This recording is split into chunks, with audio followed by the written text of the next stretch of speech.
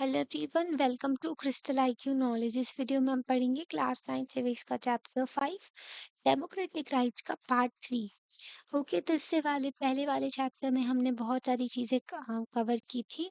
इससे पहले वाले वीडियो में राइट्स के बारे में देखा था, डेफिनेशन देखी थी राइट्स की, है ना।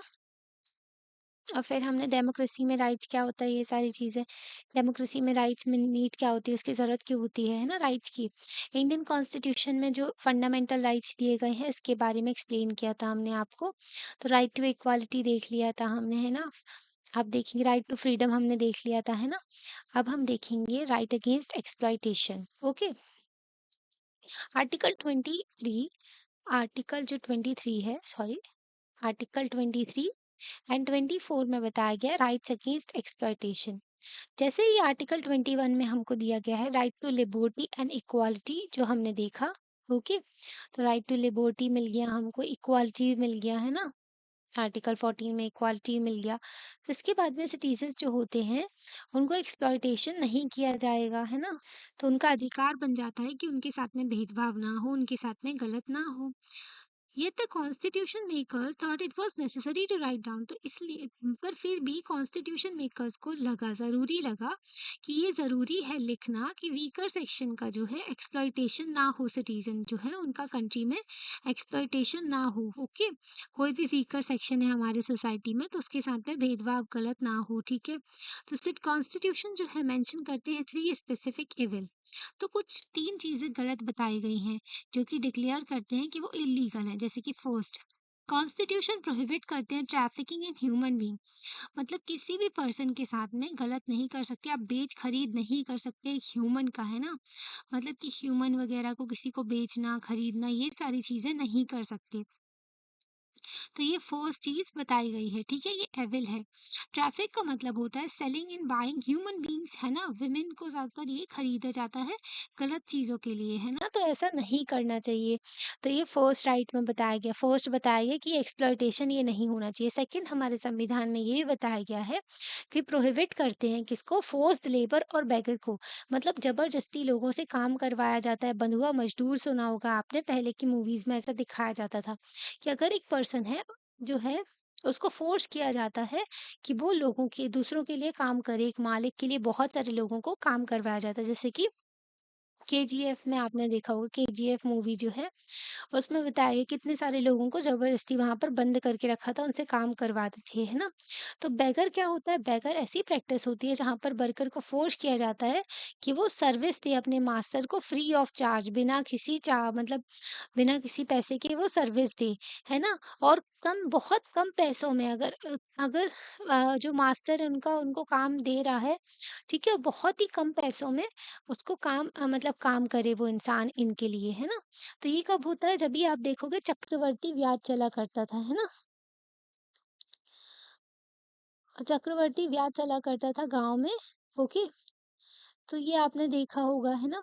आपने सुना होगा इसके बारे में कि रेंट जो ब्याज होता था ना, इंटरेस्ट होता था, इंटरेस्ट के ऊपर बहुत सारा इंटरेस्ट लगा देते थे वो, और गांव के लोगों को फंसा लेते थे जो जमींदार हुआ करते थे। फिर वो गांव के लोगों की जो आगे के बच्चे होते थे ना, बच्चों के बच्चे भी होते थे, तो ये मास्टर को फ्री में सर्विस देते थे, है ना, ताकि उनका ब्याज चुक जाए। तो वो कभी फ्री हो ही नहीं पाते थे। तो इस तरीके की प्रैक्टिस चलती थी। इसलिए आर्टिकल 23 में मेंशन किया गया कि ट्रैफिकिंग इन ह्यूमन बीइंग नहीं होना चाहिए, फोर्स्ड लेबर बेगर नहीं होना चाहिए, है ना।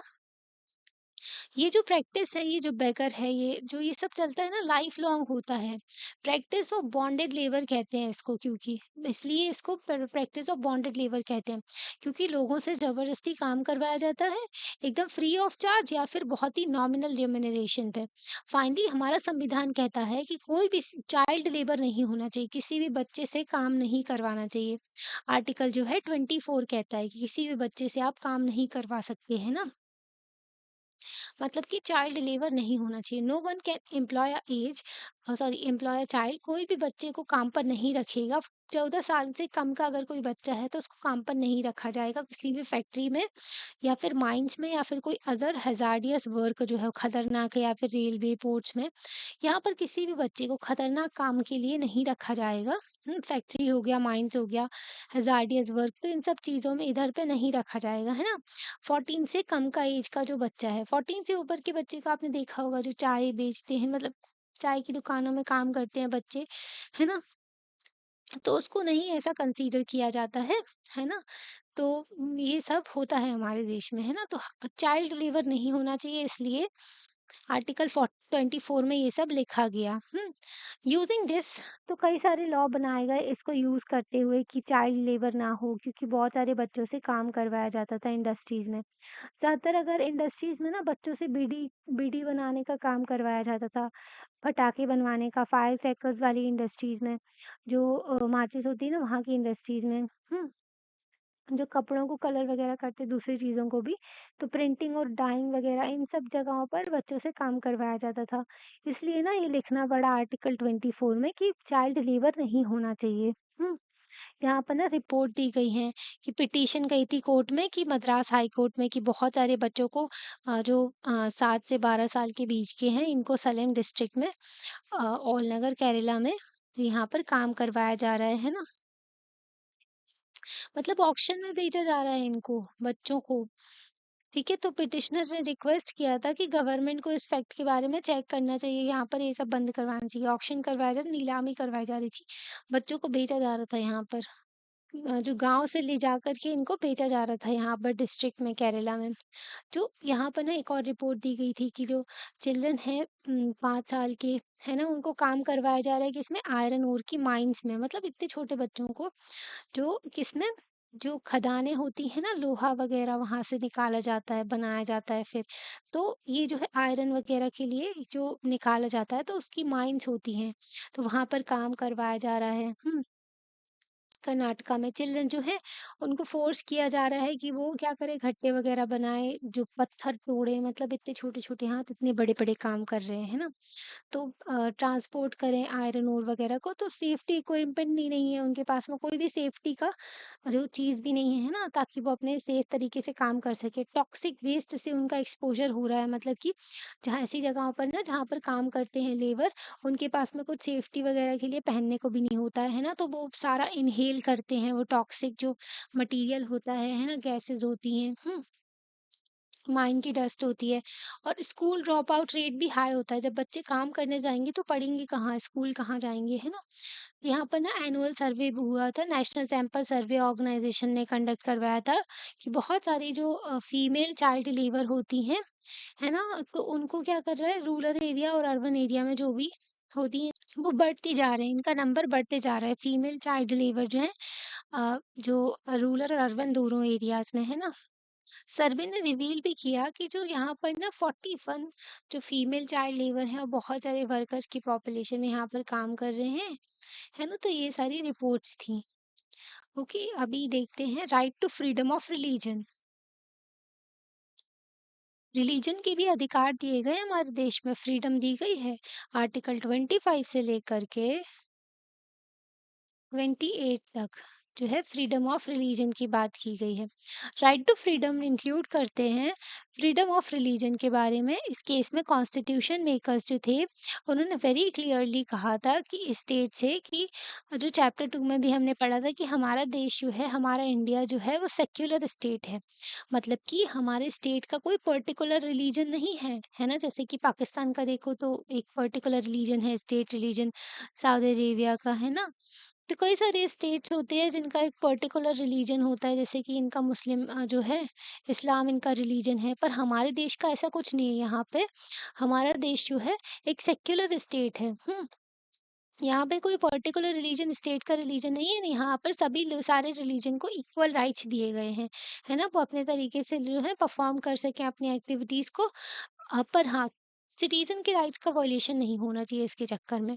बहुत सारे लोग जो है इंडिया में कहीं भी रह रहे हो वो डिफरेंट रिलीजन फॉलो करते हैं, है ना? इसलिए हमारे यहाँ डाइवर्सिटी देखने को मिलती है ना?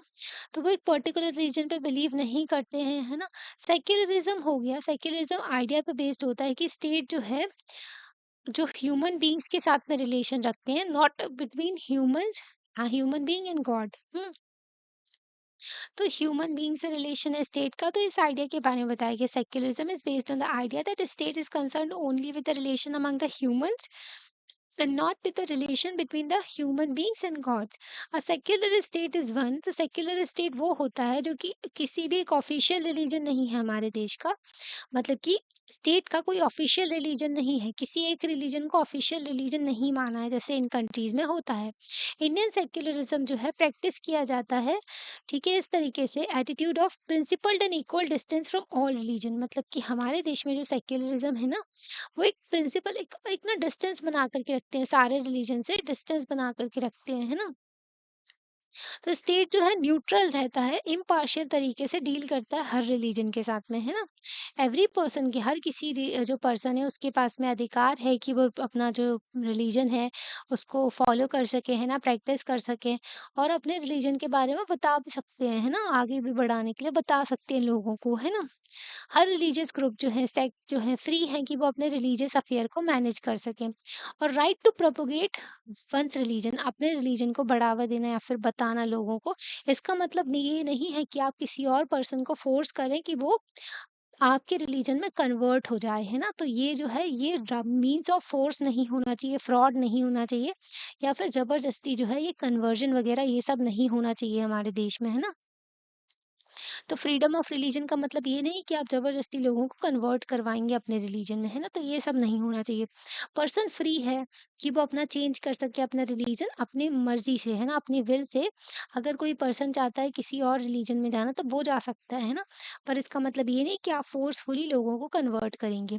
फ्रीडम ऑफ रिलीजन जो है तो प्रैक्टिस कर सकते हैं, इसका मतलब ये नहीं है कि पर्सन जो है जो चाहे वो कर सकता है in the name of religion. तो रिलीजन जो है उसके नाम पे आप कुछ भी नहीं कर सकते। फॉर एग्जाम्पल जैसे कि सेक्रीफाइस करना ह्यू एनिमल्स को, है ना, जानवरों की बलि देना या फिर इंसानों की, तो ये सब जो सुपर नेचुरल फोर्सेस को या फिर गॉड को, तो ये सब हरकतें नहीं कर सकती है ना हमारे देश में। ओके, तो ये सारी चीज़ें गलत होती हैं कि आप जो ये सारी रिलीजन के नाम पर कुछ भी कर सकें।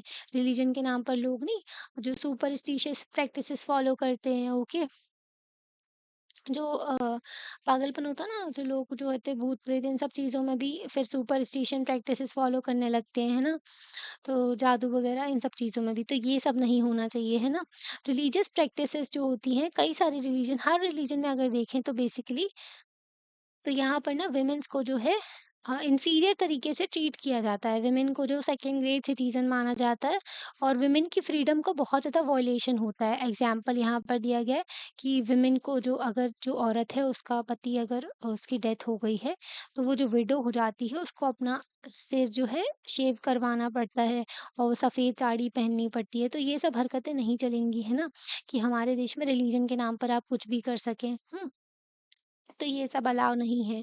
ओके, सेक्युलर स्टेट वो है जहाँ पर, secular state is one that does not confer any privilege or favour to any particular religion. Secular state वो होता है जहाँ पर किसी भी रिलीजन को कोई फेवर नहीं मिलता है, किसी पर्टिकुलर रिलीजन को, है ना? या फिर कोई प्रिविलेज नहीं मिलता है।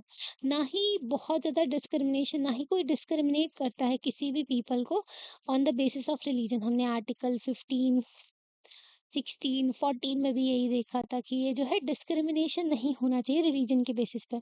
तो गवर्नमेंट जो है, गवर्नमेंट किसी भी पर्सन को कंपेल नहीं कर सकती, फोर्स नहीं कर सकती कि वो टैक्स पे करे, है ना? टैक्स पे करे, ओके, प्रमोशन और मेंटेन करने के लिए किसी रिलीजन को या फिर रिलीजियस इंस्टीट्यूशन को। आप अपने हिसाब से आप पैसे दे सकते हैं, डोनेशन कर सकते हैं, पर इसका मतलब ये नहीं कि कोई रिलीजियस इंस्टीट्यूशन आपसे टैक्स लेने लगेगा। तो ये सब हरकतें भी नहीं चलेंगी। There shall be no religious instruction in the government educational institution, तो कोई भी रिलीजियस इंस्ट्रक्शन नहीं दे सकते आप। ठीक है, रिलीजन पढ़ाने लगे, पता चला गवर्नमेंट के इंस्टीट्यूशन में, है ना, गवर्नमेंट के एजुकेशनल इंस्टीट्यूशन में, गवर्नमेंट स्कूल में, तो ये सब नहीं होता है ना? वो भी सेक्युलर होने चाहिए।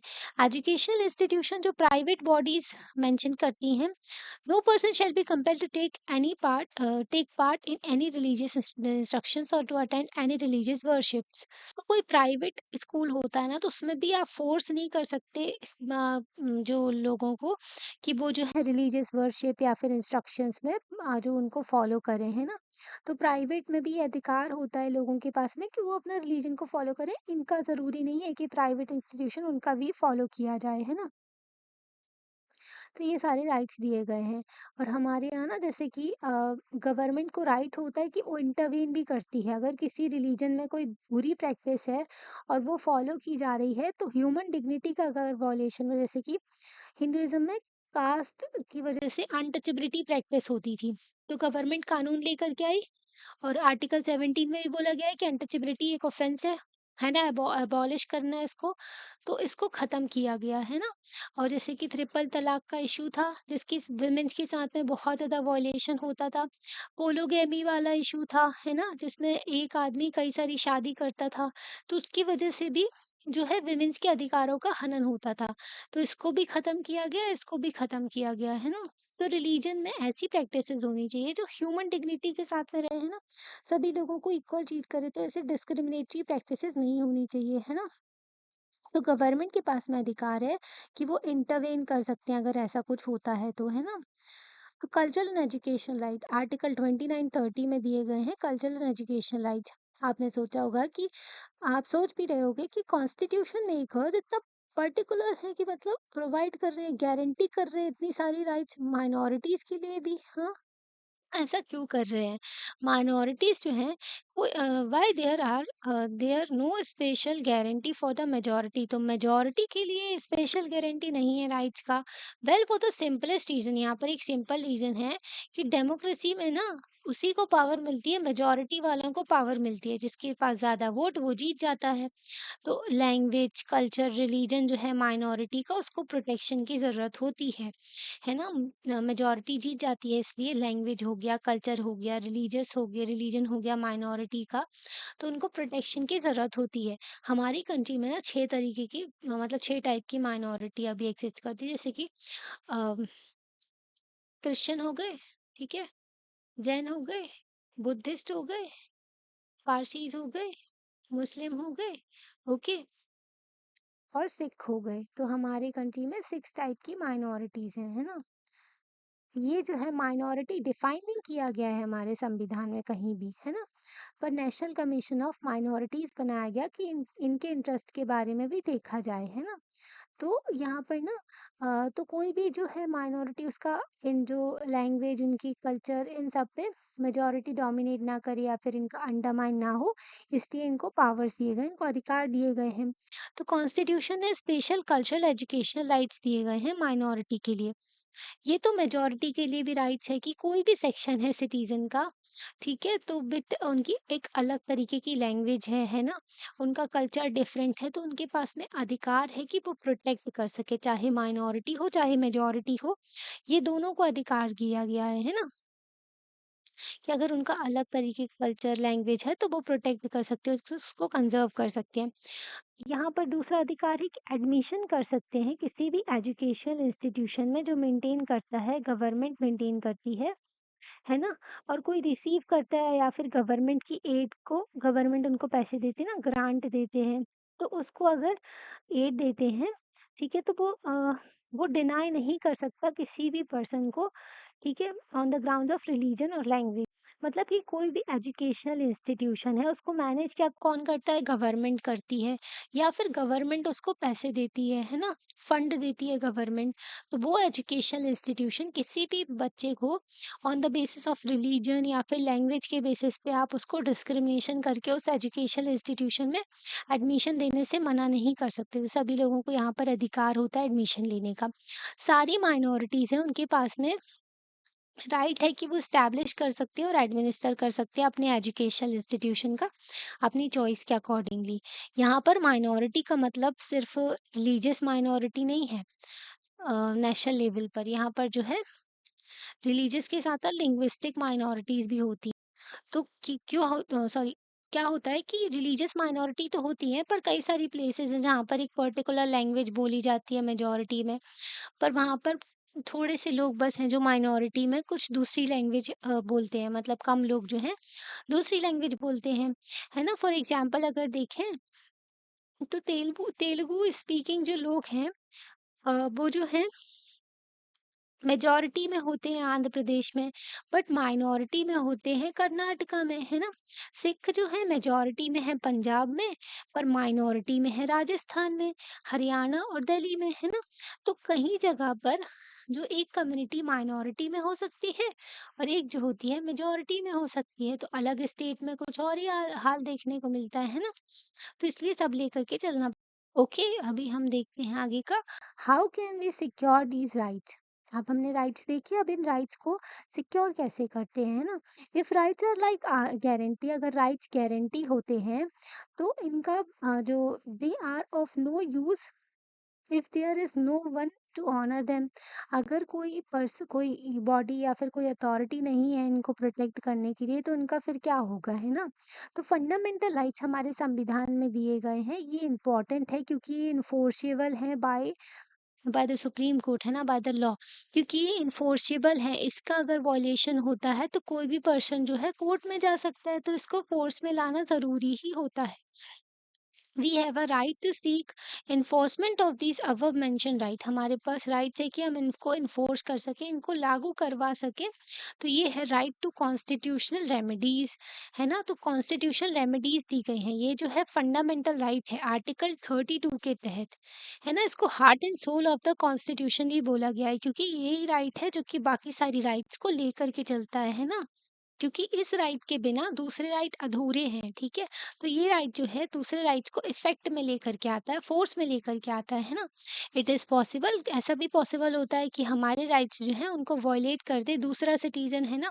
दूसरे सिटीज़न या फिर प्राइवेट बॉडीज़ या फिर गवर्नमेंट हमारे अधिकारों का हनन कर दे। इसलिए अगर कोई राइट्स का वॉयलेशन करता है ना, तो हम रेमेडी ले सकते हैं कोर्ट से, है ना? कि हमारे राइट्स का वॉयलेशन हुआ है तो हम कोर्ट में जा सकते हैं।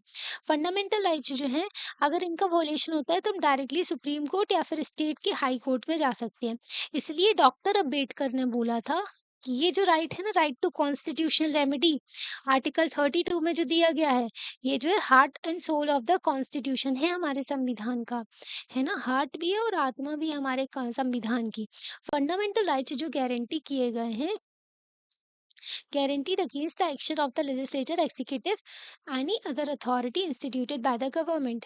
तो सारी जो अथॉरिटी उनके ऊपर लिमिट लगा देती है फंडामेंटल राइट, इनके अगेंस्ट दिए गए हैं, है ना? एक्शन नहीं, एक्शन जो होते हैं लेजिस्लेचर हो गया, एग्जीक्यूटिव हो गया या फिर कोई भी अथॉरिटी हो गई, कोई भी लॉ है, कोई भी एक्शन है, वो वॉयलेट नहीं कर सकता जो हमारे फंडामेंटल राइट्स को। अगर कोई लॉ जो है लेजिस्लेचर का, एग्जीक्यूटिव का, जो हमारे फंडामेंटल राइट्स को हमसे छीनता है, तो उसको इनवैलिड करार कर दिया जाता है कोर्ट के द्वारा। कोर्ट उसको ख़त्म कर देती है कि ऐसा कुछ नहीं होना चाहिए जो फंडामेंटल राइट्स को वॉयलेट करे। हम चैलेंज भी कर सकते हैं, ऐसा कोई कानून आता है जो कि हमारे राइट्स का वॉयलेशन करता है ना? हमारे राइट्स का जो वॉयलेट करता है हमारे राइट्स को, जो ख़त्म करने की कोशिश करता है, ठीक है? तो उस कानून को जो है चैलेंज किया जाता है। वो लॉ सेंट्रल गवर्नमेंट का भी हो सकता है, स्टेट का भी, या फिर पॉलिसी भी हो सकती है, या फिर गवर्नमेंट का कोई एक्शन भी हो सकता है, या फिर गवर्नमेंट ऑर्गेनाइज़ेशन का कोई एक्शन होता है, कोई बैंक हो गया या फिर इलेक्ट्रिसिटी बोर्ड, कोई भी हो चाहे। अगर वो हमारे फंडामेंटल राइट्स का वॉयलेशन करते हैं, तो हम कोर्ट में जाकर के बोल सकते हैं, है ना? और उस लॉ के खिलाफ भी जो हम अर्ज़ी डाल सकते हैं, है ना? कोर्ट जो है वो इन्फोर्स करते हैं फंडामेंटल राइट्स को प्राइवेट इंडिविजुअल एंड बॉडीज के अगेंस्ट भी। Supreme court and high court के पास में पावर है कि वो डायरेक्शन इशू कर सकते हैं, ऑर्डर इशू कर सकते हैं, जिनको रिट्स भी कहते हैं।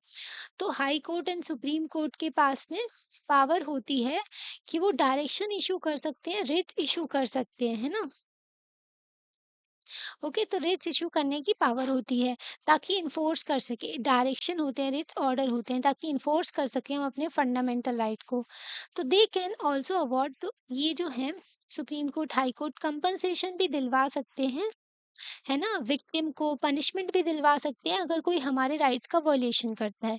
हमने चैप्टर में देखा भी था चैप्टर 4 में कि जुडिशरी जो होती है कंट्री में इंडिपेंडेंट होती है गवर्नमेंट से और पार्लियामेंट से। इसलिए हमारे फंडामेंटल राइट्स और सिटीज़न सिक्योर हैं क्योंकि जुडिशरी इंडिपेंडेंट है ना? वी आल्सो नोटेड दैट हमने ये भी देखा था कि जुडिशरी जो है बहुत पावरफुल होती है, जो चाहे कर सकती है। हमारे राइट्स को प्रोटेक्ट करती है जुडिशरी, सिटीजन्स की राइट्स को प्रोटेक्ट करती है। अगर हमारे राइट्स का वॉयलेशन होता है फंडामेंटल राइट्स का, तो कोई भी पर्सन जो है कोर्ट में जा सकता है। और रिट्स कैसे इश्यू करते हैं? हाई कोर्ट जो है रिट इश्यू कर सकते हैं, ऑर्डर इश्यू कर सकते हैं आर्टिकल 226 के तहत, और सुप्रीम कोर्ट जो है रिट्स को इश्यू कर सकते हैं आर्टिकल 32 के तहत। तो अगर कोई पर्सन है वो कोर्ट में जा सकता है अगर उनके फंडामेंटल राइट्स का वॉयलेशन होता है। तो अगर सोशल पब्लिक पब्लिक इंटरेस्ट की बात होती है तो उसके लिए पब्लिक इंटरेस्ट लिटिगेशन डाली जाती है। अगर बहुत सारे लोगों के जो राइट्स का वॉयलेशन हो रहा है, जैसे कहीं पर बंधुआ मजदूरी करवाई जा रही है, तो कोई पर्सन जाकर के इसकी रिपोर्ट कर सकता है और कोर्ट में पिटीशन डाल सकता है, पब्लिक इंटरेस्ट लिटिगेशन डाल सकता है कि यहाँ पर लोगों के राइट्स का वॉयलेशन हो रहा है। अंडर द पीआईएल के अंदर कोई भी सिटीजन है या फिर ग्रुप ऑफ सिटीजन है, वो सुप्रीम कोर्ट, हाई कोर्ट में पिटीशन डाल सकते हैं ताकि प्रोटेक्ट कर सके पब्लिक इंटरेस्ट को अगेंस्ट अ पर्टिकुलर लॉ और एक्शन ऑफ द गवर्नमेंट। अगर गवर्नमेंट का कोई ऐसा लॉ है, एक्शन है, तो उसके अगेंस्ट ये जो है लिटिगेशन डाल सकते हैं। One can write to the जजेस, तो कोई पर्सन जज को भी लिख करके दे सकता है, पोस्ट कार्ड के थ्रू भी हम इसको भेज सकते हैं। तो इतनी पावर है, ठीक है, पब्लिक इंटरेस्ट लिटिगेशन में। ओके। कोर्ट उस मैटर को लेते हैं अगर वो पब्लिक इंटरेस्ट से रिलेटेड होता है, लोगों के अधिकारों से रिलेटेड होता है ना? अभी हम देखेंगे नेशनल ह्यूमन राइट कमीशन का यहाँ पर केस दिया हुआ है। तो नेशनल ह्यूमन राइट्स कमीशन, तो यहाँ पर देखो कई सारे, जैसे कि admission for blood, NHRC seeks government reply on hospital demands, है ना? तो जब कोई ह्यूमन के राइट का वॉयलेशन होता है ना, तो फिर लोग जो है नेशनल ह्यूमन राइट में भी हम कंप्लेन कर सकते हैं। आपने देखा नेशनल ह्यूमन राइट कमीशन का न्यूज़ कोलाज में दिया हुआ था एनएचआरसी के बारे में। तो अवेयरनेस है ह्यूमन राइट्स के बारे में बढ़ती जा रही है, स्ट्रगल फॉर ह्यूमन डिग्निटी। कई सारे केसेस होते हैं जहाँ पर ह्यूमन राइट्स का वॉयलेशन होता है डाइवर्स फील्ड में, कई सारे जो इंस्टेंसेस होते हैं, जैसे कि गुजरात राइट्स हुआ था, यहाँ पर जो है पब्लिक नोटिस लगाया गया था। पूरे इंडिया में, तो गुजरात राइट्स में बहुत सारे ह्यूमन राइट्स का वॉयलेशन भी होता है। ह्यूमन राइट्स ऑर्गेनाइजेशन होती हैं एंड मीडिया होती है, वो क्रिटिसाइज करती है गवर्नमेंट एजेंसीज को अगर वो ढंग से अपना काम नहीं करते हैं ना, और अगर जैसे कल्प्रिट्स को पकड़ते नहीं है, जैसे कि जो गुजरात राइट्स में जो बेसिक चीज, मतलब जिन्होंने ये दंगा फैलाया था उनको नहीं पकड़ा है ना, तो someone had to intervene on behalf of the victims, तो विक्टिम्स के बिहाफ में, जिनके साथ में गलत हुआ है उनके बिहाफ में गवर्नमेंट एक्शन लेती है। जैसे कि नेशनल ह्यूमन राइट्स कमीशन जो है वहाँ पर काम पर आता है। नेशनल ह्यूमन राइट कमीशन जो है, इसको इंडिपेंडेंट कमीशन है, सेटअप किया गया था 1993 में। लाइक जुडिशरी, जुडिशरी की तरह ही कमीशन एक इंडिपेंडेंट है, government independent of government, government से एकदम इंडिपेंडेंट होता है। कमीशन जो होता है अपॉइंट करते हैं प्रेसिडेंट, इसको प्रेसिडेंट अपॉइंट करते हैं, इसमें रिटायर्ड जज इसको हेड करते हैं ना यहाँ पर, और ऑफिसर्स होते हैं, एमिनेंट सिटीजन्स होते हैं यहाँ पर जो इनके मेंबर्स होते हैं ना। तो यहाँ पर ना, yet it does not have the burden of deciding the court cases, पर इनके पास में ये नहीं है, बर्डन नहीं है कि इनको कोर्ट केसेस डिसाइड करना है। ये जो है आवाज उठाते हैं विक्टिम के जो बिहाफ में, है ना, कि फोकस करते हैं कि विक्टिम को हेल्प कर सकें। ये जो राइट्स हैं ये गारंटी करते हैं, ग्रांट सॉरी, ये rights granted to citizen by the constitution. तो सारे राइट्स ये देखते हैं, ह्यूमन राइट्स भी, और जो सिटीजन को हमारे कॉन्स्टिट्यूशन ने जो राइट्स दिए हैं उनको भी। एनएचआरसी जो है, ये राइट्स मेंशन के जो यूएन के स्पॉन्सर्ड इंटरनेशनल ट्रीटीज है, इंडिया ने साइन की है, तो ये सारी जो चीजें भी हैं तो इनको भी लेकर के चलते हैं, है ना? मतलब अगर इसमें भी कोई राइट्स दिए गए हैं तो उनको भी, क्योंकि इंडिया ने उनको साइन किया है।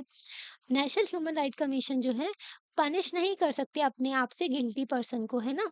इनके पास में कोर्ट वाली पावर नहीं है कि ये पनिशमेंट दे सकें। इनकी रिस्पॉन्सिबिलिटी होती है कि ये रिस्पॉन्सिबिलिटी ऑफ कोर्ट होती है कि एनएचआरसी ना एक इंडिपेंडेंट है और क्रेडिबल इंक्वायरी करे, है ना? अगर वॉयलेशन होता है ह्यूमन राइट का, इंक्वायरी वगैरह करे और कोर्ट में प्रेज़ेंट करे। ये इंक्वायर करे ऐसे केसेस जहाँ पर वॉयलेशन हो रहा है, नेग्लिजेंस है ना? और कंट्रोल कर रहे हैं गवर्नमेंट के ऑफिसर्स, जो मतलब गवर्नमेंट ऑफिसर अगर कुछ भी गलत कर रहे हैं ना, तो यहाँ पर इनका राइट आता है, मतलब इनका रोल आता है कि ये जो है प्रोटेक्ट करें ह्यूमन राइट्स को। कमीशन जो है फाइंडिंग्स और रिकमेंडेशन गवर्नमेंट को देते हैं और इंटरवेन करते हैं कोर्ट में behalf of the victims. Victims के बिहाफ में जिनके साथ में गलत हुआ है, तो एनएचआरसी उनके बिहाफ में जो है कोर्ट में प्रेजेंट होते हैं।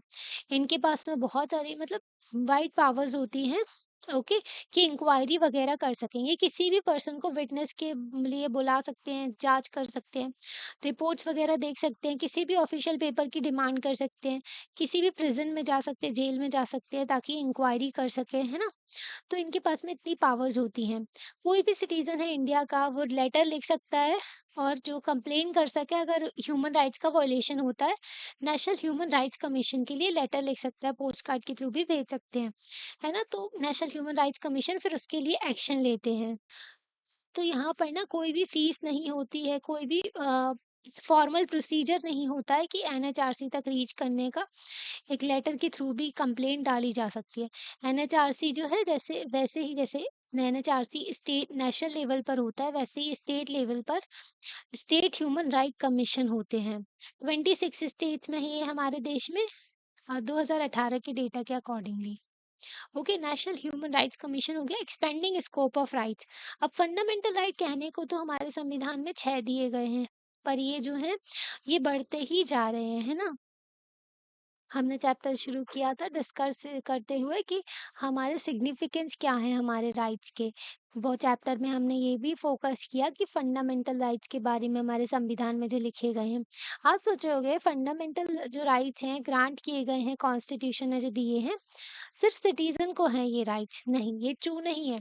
ये फंडामेंटल राइट्स जो हैं are the sources of all rights. हमारे जो फंडामेंटल राइट्स है ये दूसरे राइट्स का भी सोर्स है, हमारे कॉन्स्टिट्यूशन का, लॉ ऑफिसर्स जो हैं। तो मतलब जितने भी राइट्स हैं ना फंडामेंटल राइट्स से डिराइव होकर के आते हैं, और ये जो राइट्स हैं बढ़ते जा रहे हैं ईयर बाय ईयर, है ना? समटाइम्स इसकी एक्सपेंशन की वजह से लीगल राइट्स भी बढ़ते हैं सिटीजन के, जो एंजॉय करते हैं ना। तो टाइम टू टाइम कोर्ट ने जजमेंट्स दिए हैं, एक्सपेंड हो गया है फंडामेंटल राइट के स्कोप का, है ना? मतलब कोर्ट के जजमेंट के थ्रू कोर्ट में कोई केस गया तो फंडामेंटल राइट और बढ़ गया, है ना? अभी एग्जांपल भी देंगे आपको। सर्टेन राइट्स जैसे कि right to freedom of press निकल करके आया, 19 से freedom of speech and expression से फ्रीडम ऑफ प्रेस निकल के आया। राइट टू इन्फॉर्मेशन निकल के आया, जो 19 का फर्स्ट हमने आपको बताया था, फर्स्ट का स्पीच एंड एक्सप्रेशन से ही फ्रीडम ऑफ प्रेस और इन्फॉर्मेशन भी निकल के आया, राइट टू इन्फॉर्मेशन। फिर राइट टू एजुकेशन देखें तो ये भी फंडामेंटल राइट बनाया गया 21, कि लाइफ तभी होगी जब भी ना एजुकेशन मिलेगी, तभी हम डिग्निटी के साथ अपनी लाइफ को जी सकते हैं। तो 21 ए में 86 कॉन्स्टिट्यूशनल अमेंडमेंट किया गया था 2002 में। आर्टिकल 21 ए किया गया, जिसमें राइट टू एजुकेशन दिया गया है हर एक चिल्ड्रन को। अब जो स्कूल एजुकेशन है इंडिया में वो राइट बन चुका है इंडियन सिटीजन का। गवर्नमेंट रिस्पॉन्सिबल है कि वो free and compulsory education provide करे 6 से 14 साल तक के बच्चों को, है ना? तो ये जो है अधिकार बन चुका है बच्चों का कि उनको फ्री एंड कंपलसरी एजुकेशन मिले 14 साल तक के बच्चों को। पार्लियामेंट ने इनेक्ट किया लॉ, पार्लियामेंट इसके लिए कानून भी लाई, राइट टू एजुकेशन एक्ट लेकर के आई। ठीक है, यहाँ पर ना पार्लियामेंट ने इनेक्ट किया law right to information to the citizen. Right to information act 2005 का है ना। और ये जो एक्ट है फंडामेंटल राइट बन गया, राइट टू फ्रीडम से निकल करके आया थॉट और एक्सप्रेशन से। राइट टू एजुकेशन भी एक्ट है, 2009 का एक्ट है, ठीक है? तो ये भी कानून लाया गया, है ना? तो यहाँ पर जो इन्फॉर्मेशन के लिए भी कानून लाया गया। फिर जो फंडामेंटल राइट्स है, अब देखिए आप जो गवर्नमेंट भी इसको कानून बना रही है ना? तो यहाँ पर जो है हर किसी के पास में इंफॉर्मेशन हो गवर्नमेंट ऑफिसेस की, तो राइट टू इन्फॉर्मेशन के तहत आरटीआई फाइल की जाती है ना? सुप्रीम कोर्ट ने एक्सपेंड कर दिया जो मीनिंग है राइट टू लाइफ का। राइट टू लाइफ में राइट टू लाइफ जो है आर्टिकल 21 में, इसमें फूड भी इंक्लूड है, राइट टू फूड, शेल्टर भी इंक्लूड है, ठीक है। इसमें जो है right to pollution free environment है, राइट टू प्राइवेसी है, 2017 में प्राइवेसी ऐड किया गया है ना। तो बहुत ज्यादा 21 का स्कोप बढ़ता ही गया राइट का, है ना। तो ये कैसे बढ़ा, सुप्रीम कोर्ट के जजमेंट के थ्रू बढ़ा, है ना। राइट जो है लिमिटेड नहीं है सिर्फ फंडामेंटल राइट, ये जो कॉन्स्टिट्यूशन प्रोवाइड करते हैं बहुत सारे राइट, जैसे कि जो कि फंडामेंटल राइट नहीं है। जैसे कि एग्जांपल है राइट टू प्रॉपर्टी, जो कि एक फंडामेंटल राइट नहीं है पर एक ये कॉन्स्टिट्यूशनल राइट है। ओके, ये लीगल राइट भी है। Right to vote in election, right to vote in election ये भी एक कॉन्स्टिट्यूशनल राइट है। आर्टिकल 326 जो है आपको right to vote in election देता है ना, कि आप इलेक्शन में वोट कर सकते हैं। तो ये जो राइट एक्सपेंड हो रहे हैं, तो ये जो बढ़ते ही जा रहे हैं ये संविधान में, संविधान के जो इंटरप्रिटेटर होते हैं ना, सुप्रीम कोर्ट जो इंटरप्रिटेट करते हैं कॉन्स्टिट्यूशन की, कॉन्स्टिट्यूशन में ये लिखा है, तो यही जो है इसको बढ़ाते जा रहे हैं फंडामेंटल राइट्स का। तो ये जो एक्सपेंशन है इसको भी ह्यूमन राइट्स कह दिया जाता है। These are universal moral claims that may or may not have been recognised by law. तो ह्यूमन राइट्स क्या होते हैं, ह्यूमन राइट्स जो यूनिवर्सली मोरल क्लेम है कि ये तो होना ही चाहिए, मानव अधिकार होना ही चाहिए, जो कि लॉ रिकॉग्नाइज नहीं करते, मतलब कि कानून में तो नहीं लिखा है पर ये मोरल क्लेम तो है, ठीक है, कि ये राइट्स तो होने ही चाहिए। इस सेंस में क्लेम्स है ये। In that sense, these claims are not rights going by the definition that be present earlier. तो हमने जो राइट्स पहले देखी थी ना, पहली डेफिनेशन, तो उसमें राइट्स आर जो रीजनेबल क्लेम्स होते हैं, है ना, जो सोसाइटी रिकॉग्नाइज करती है और सैंक्शनड बाय लॉ होते हैं, जो लॉ के थ्रू राइट्स बनाए जाते हैं वो अलग हो जाते हैं, है ना। तो ये यूनिवर्सल मोरल क्लेम्स अलग हो जाते हैं, ह्यूमन राइट्स, है ना। तो ये बेसिक राइट्स है जो हर किसी के पास में होने चाहिए, मोरल राइट्स जो यूनिवर्सल ह्यूमन राइट्स हो जाते हैं। With the expansion of democracy, जैसे जैसे डेमोक्रेसी बढ़ती जा रही है वर्ल्ड में, तो बहुत ज़्यादा प्रेशर पड़ रहा है गवर्नमेंट को कि इस क्लेम्स को एक्सेप्ट करे, है ना। जो ह्यूमन राइट्स वाला क्लेम है ना, एक्सेप्ट करें, क्योंकि गवर्नमेंट्स के ऊपर प्रेशर बढ़ता जा रहा है। सम इंटरनेशनल कॉवेनेंट्स हैं have also contribute to the expansion of these rights. ये जो मतलब कि इंटरनेशनल एग्रीमेंट्स वगैरह जो साइन किए गए हैं उसकी वजह से भी ये जो है एक्सपेंशन हो रहा है, राइट्स का बढ़ता जा रहा है। International covenants on economic, social and cultural rights, तो यहाँ पर देखते हैं इंटरनेशनल जैसे कि रिकॉग्नाइज किया गया है, जो डायरेक्टली पार्ट तो नहीं है फंडामेंटल राइट का इंडियन कॉन्स्टिट्यूशन का, पर यहाँ पर कई सारे राइट्स दिए गए हैं। और ये जो है इंटरनेशनल ट्रीटी भी है, this has not yet become international treaty, तो नहीं बन पाए हैं अभी तक, पर ये जो है रिकॉग्नाइज किए गए हैं। ह्यूमन राइट्स एक्टिविस्ट जो हैं वर्ल्ड में, इनको स्टैंडर्ड मानते हैं ह्यूमन राइट का, जैसे कि राइट टू वर्क, हर किसी के पास में काम करने का अधिकार होना चाहिए, opportunity to everyone to earn livelihood while living, है ना, वर्किंग, सॉरी। तो सब अपना जो जीवन चला सके काम करके, तो राइट टू वर्क तो होना ही चाहिए। Safe and healthy working condition होनी चाहिए, मतलब से ढंग की जगह में वो ढंग से काम कर सके, है ना, हेल्दी वर्किंग कंडीशन होनी चाहिए। फेयर वेजेस हो, सभी लोगों को ढंग की एक फेयर वेज मिले ताकि वो अपनी ज़िंदगी चला सके, है ना। ऐसा नहीं बहुत ही कम पैसों में काम करवाया जा रहा है। डिसेंट स्टैंडर्ड होना चाहिए, living for the workers and families, जो उनके वर्कर्स हैं, तो उनके साथ में ढंग का बिहेव वो ढंग से अपना ज़िंदगी चला सकें, अपनी फैमिली को लेकर के चल सकें। उनके पास में जो एडिक्वेट स्टैंडर्ड ऑफ लिविंग होना चाहिए, जैसे कि फूड, क्लोथिंग, हाउसिंग होना चाहिए, है ना? तो कपड़े होने चाहिए, खाना होना चाहिए, तो ये भी इम्पोर्टेंट होता है।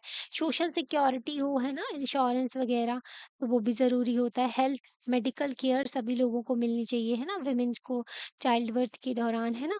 और एपिडेमिक्स वगैरह, जैसे कि एक बीमारी दूसरे जो कॉन्टिनेंट पे फैलती है ना, तो एपिडेमिक हो जाती है ना? और एक जगह में कई सारी, मतलब एक जगह में ही बहुत सारी ये फैल रही है, जैसे कि मलेरिया हो गया, है ना? तो ये भी एक एपिडेमिक हो जाती है, तो इसको भी प्रिवेंट करना है।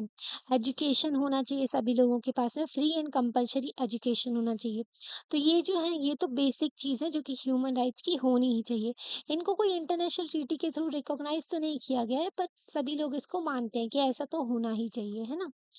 अब यहाँ पर तो ये जो स्कोप देखा हमने एक्सपेंड होता ही जा रहा है राइट्स का, है ना, टाइम के साथ साथ बढ़ता ही जा रहा है। तो ये जो पीपल के जो स्ट्रगल हैं, लोगों ने जो इतनी जद्दोजहद की है ना, उसकी वजह से राइट्स जो है लोगों को मिल रहे हैं, है ना।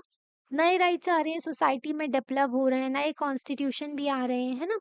तो कॉन्स्टिट्यूशन ऑफ साउथ अफ्रीका जो है उसका एग्जाम्पल दिया गया है कि कई सारे राइट्स, जैसे कि संविधान में, हमारे संविधान में भी राइट टू प्राइवेसी दिया है। 2017 में हमारे यहाँ प्राइवेसी का राइट है। आर्टिकल 21 जो है राइट टू प्राइवेसी इंक्लूड करता है ना। तो right to privacy south south Africa में भी है ना, कि सिटीजन जो है अपने होम में, अपने सर्च हेड में कुछ भी कर सके, है ना, मतलब कि their phones can not be tapped, उनका फोन जो है उसका जो टैपिंग की जाती है ना, जो वॉइस वगैरह रिकॉर्ड कर दी जाती है, और उनका कम्युनिकेशन जो है उसको पब्लिकली ऐसे ओपन नहीं किया जाएगा, है ना। तो ये सारे राइट्स भी हैं, है ना? और उम, उनके होम को गलत मतलब उनके घर को जो सर्च किया जाता है ना, ये सब भी नहीं होना चाहिए, तो प्राइवेसी होनी चाहिए। राइट टू एनवायरनमेंट, तो एनवायरनमेंट का राइट भी दिया गया है जो कि हार्मफुल ना हो हमारे हेल्थ के लिए और ह्यूमन बीइंग के लिए, है ना? तो सही तरीके से एनवायरनमेंट का राइट भी दिया गया है। Right to have access to adequate housing, हर किसी के पास में ढंग का घर हो रहने के लिए, है ना? बेसिक फैसिलिटीज़ के साथ में। Right to have to access to health care बहुत ही इंपॉर्टेंट होता है। सफिशिएंट फूड हो, वाटर हो, खाना हो, पानी हो, है ना? किसी को भी रिफ्यूज़ ना किया जाए इमरजेंसी के टाइम पर मेडिकल ट्रीटमेंट के लिए। कई सारे पीपल जो हैं ऐसा सोचते होंगे कि जो राइट टू वर्क है, हेल्थ है और मिनिमम लाइवलीहुड है, राइट टू प्राइवेसी है, should be made a fundamental right as well as in India. What do you think? तो अगर देखें ना, तो right to health, minimum livelihood और प्राइवेसी, तो प्राइवेसी तो हमारे यहाँ फंडामेंटल राइट बना दिया गया है ना। राइट टू हेल्थ है तो, पर इतना इफेक्टिव नहीं है, मतलब कि गवर्नमेंट के ऊपर बाइंडिंग नहीं, इतनी सारी पॉपुलेशन है, गवर्नमेंट बहुत ही कम स्पेंडिंग करती है, तो इसको भी फंडामेंटल राइट बना देंगी ना, तो हमारे देश में हेल्थ और एजुकेशन ढंग से काम करने लगेगा। हुँ, राइट टू वर्क जो है, ये दिया तो गया है संविधान में, पर इस तरीके से नहीं, गवर्नमेंट के ऊपर ऑब्लिगेशन है कि वो जो है जनता को काम दे, है ना? ठीक है, तो ये सारी चीज़ें हैं। तो क्या इनको फंडामेंटल राइट्स बना सकते हैं? तो ये बात की गई है। जब हमारी कंट्री का एजुकेशन सिस्टम, हेल्थ सिस्टम ठीक होगा ना, और लोगों के पास में स्किल होगी, तो अपने आप सब कुछ ठीक होने लगेगा, है ना? तो हमें बेसिकली ये जो फाउंडेशन है ना, इसको तगड़ा करना चाहिए, मतलब कि उसको ठीक करना चाहिए, एजुकेशन को, हेल्थ को, गवर्नमेंट को इन सेक्टर में स्पेंडिंग बढ़ानी चाहिए। इसमें बिजनेस वगैरह नहीं होना चाहिए एजुकेशन हेल्थ में। ये जो है गवर्नमेंट की रिस्पॉन्सिबिलिटी होनी चाहिए, ओके। और right to pollution free environment, right against climate change, तो कई सारे राइट्स जो है इवॉल्व होते रहे। तो बहुत कुछ पढ़ लिया राइट्स के बारे में इस चैप्टर में। अब इतना ही है, खत्म हो गया है चैप्टर। आपको कैसा लगता है? आप लाइक करके बता सकते हैं चैनल को लाइक नहीं, वीडियो को लाइक करके बता सकते हैं, और चैनल को सब्सक्राइब कर सकते हैं। और अपने फ्रेंड्स के साथ में शेयर कर सकते हैं, ओके। तो आपका चैप्टर भी कंप्लीट हो गया, आपकी बुक भी कंप्लीट हो गई है। Thank you.